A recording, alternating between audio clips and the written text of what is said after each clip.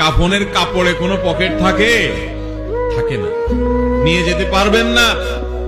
আপনি মারা যাওয়ার পরে যে কাফনের কাপড়টা কেনা হবে, আপনি জানেন সেটা টরে কাপড় কেনা হবে না। আপনি কি জানেন সেটা কোনো দামি কাপড় কেনা হবে না?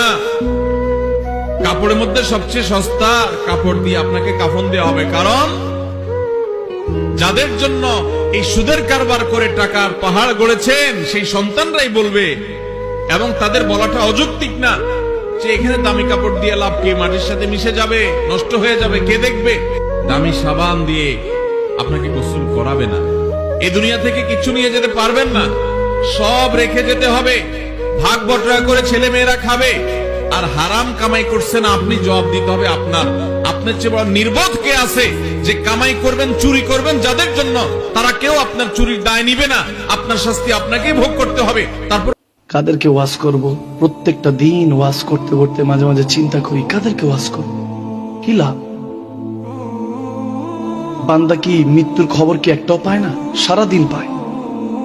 দু একদিন পর পরই মৃত্যুর অ্যানাউন্সটা বাজে, অমুক ইন্তেকাল করেছে, অমুক টাইমে জানাজা।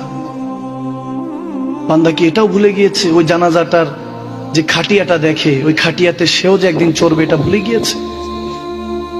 কত বাস টিকিট কেটে বাসে চড়লাম, কিন্তু প্রতিদিন মসজিদে যখন যাই ওই খাটিয়াটা কিন্তু পড়ে থাকে, একবারও দেখি না, একটু মুছেও দেখি না। এটাই তো শেষ।